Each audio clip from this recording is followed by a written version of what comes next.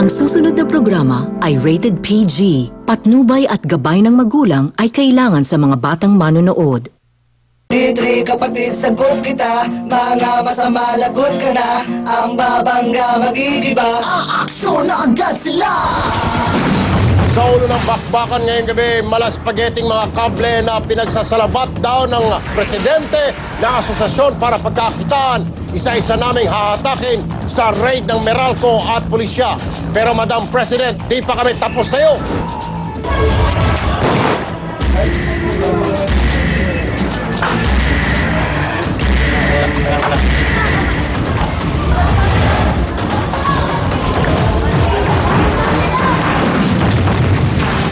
Babae pasahero ng bus na nakaidlip lang sa biyahe, nagising sa pangmumolestya ng extra driver. Putulin natin ang kanyang kamay. Nakalukuhan ni mamang driver. Live. Hayop ka, manyak ka, animal ka.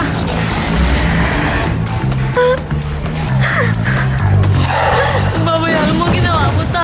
NFA Rice, sana'y murang mabibili. Ginagamit daw ng isang negosyante sing totong ang itim na kanin ng budhe.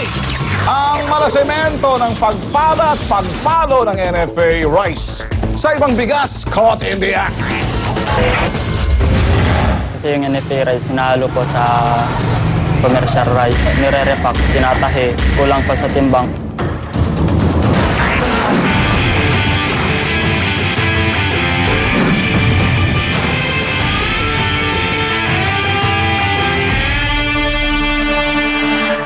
Dahil wala silang ligtas ng mga oras kung may snow.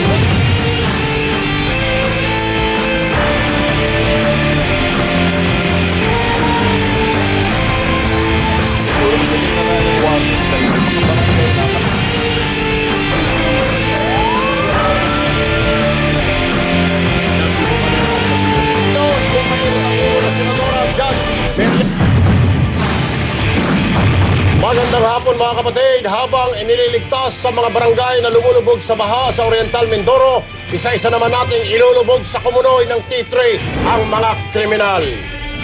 Walang dapat makaligtas sa mga tiwali at balas subas. Dito mga to, lulutang ang mga api at lulunod ang mga masasamang loob.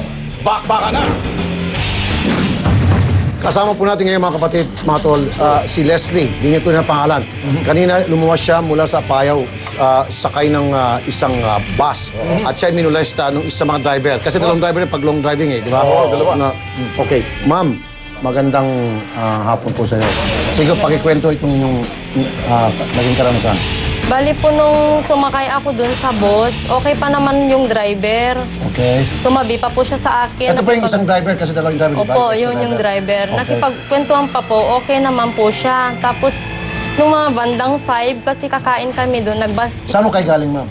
sa Apayaw po. Sa Payaw, papunta dito sa Manila? Papunta dito pa sa Manila. Sige, okay. Tapos, nung mga bandang 5 p.m., kumain po kami sa isang restaurant. Sabi po niya sa akin, na wag daw ako magpapaupo kahit kanino doon sa tabi ko. Sabi ko naman po, na hindi ko ba naman po binayaran yung upuan, kaya okay lang na may umupo doon, sabi ko. Tapos sabi niya, na basta akong bahala, wag ka magpapaupo doon, sabi niya. Di hinayaan ko lang po. Okay.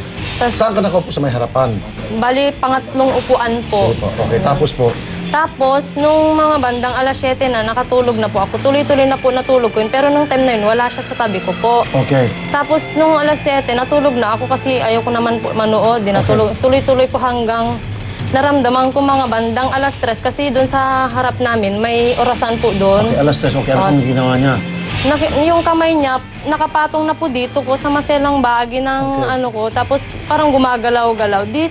Tinignan ko, tapos inalis ko yung kamay sabay sapak. Sinuntok-suntok ko na siya. Sige, tama. Tapos umalis siya na parang wala lang nangyari.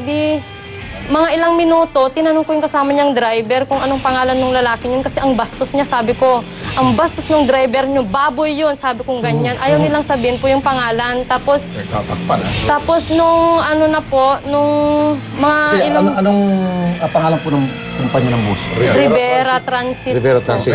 Sige, andyan sa kabilang linya ngayon si June Rivera, ang general manager ng Rivera Transit. Magandang hapon po, Mr. Rivera. Magandang hapon din po. Sir, isa sa mga pasahero nyo, binaboy po ng isa sa mga driver ninyo, yung extra driver.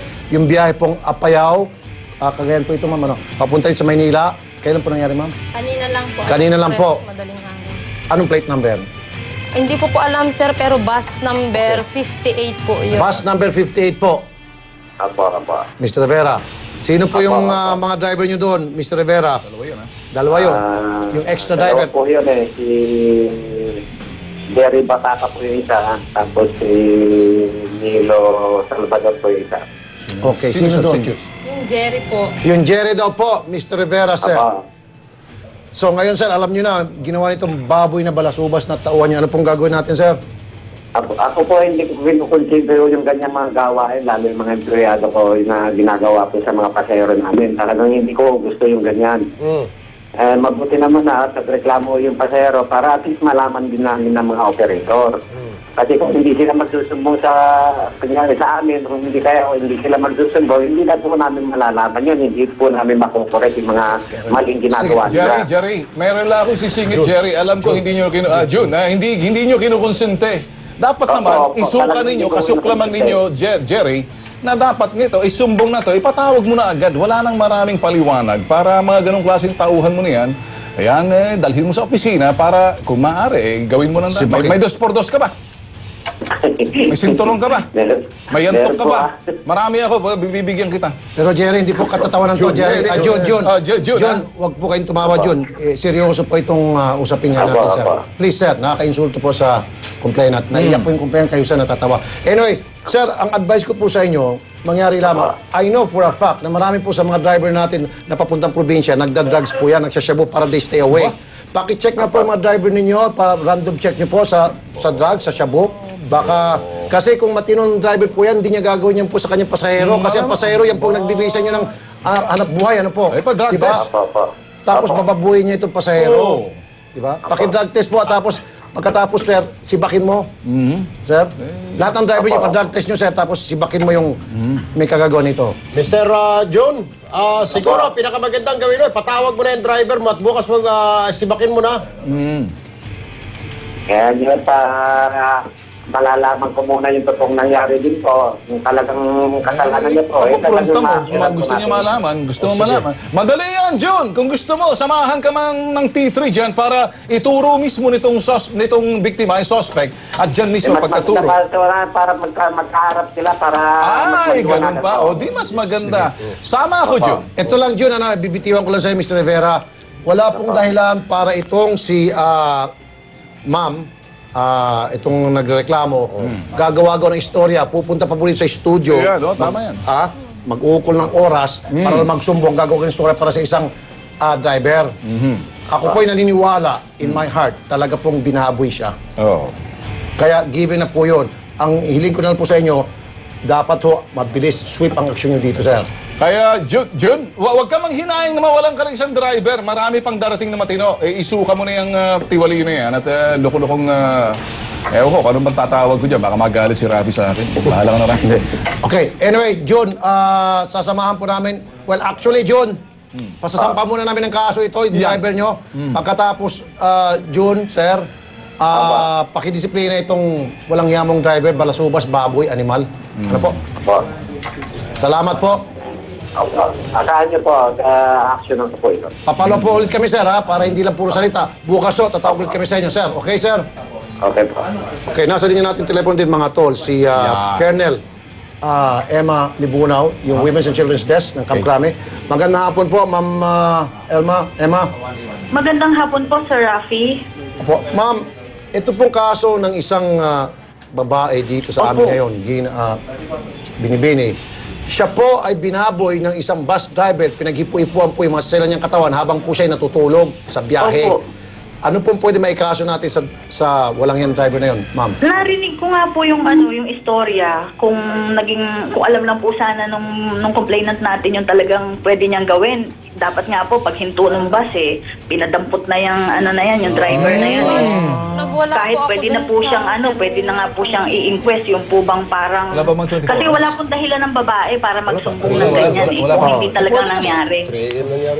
Ma'am, wala pang 24 hours. Wala Pwede pa, po. oo. Pwede pa natin madampot. Nasa prescription period Sako yan. pa sa reglementary period, madam. Pwede pa ba, ma'am? Padampot Pwede natin. po, siguro kung aabutan pa natin yung... Ma'am, Kailan ka ba hinipin? dapat nga po, Mga 3:48 kung... po ng... Alas 4 na madaling araw. Eh, ma'am, madaling araw ginawa. Eh, di, meron ba Alas 4. tayong kamang damputin natin? Ma'am. Saan ano po ba? Saan po ba yung... Saan po ba terminal nangyari yun?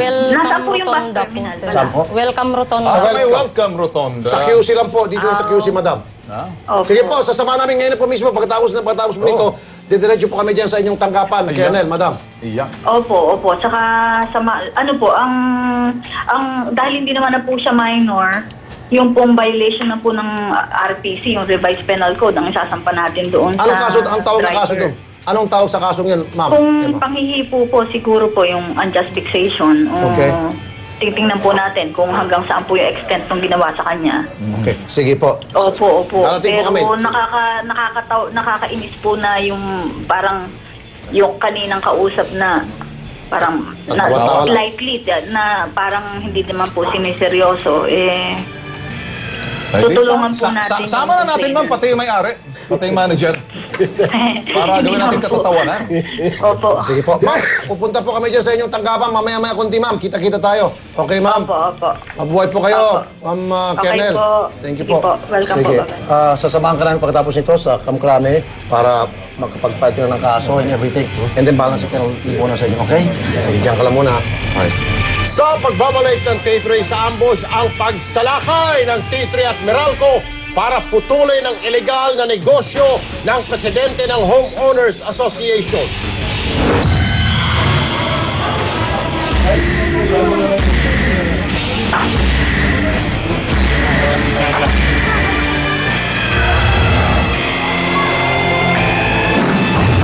At ang ila ng tahanan na aming sinaklolohan, ipalabas na sana ni Eric Montas. Abangan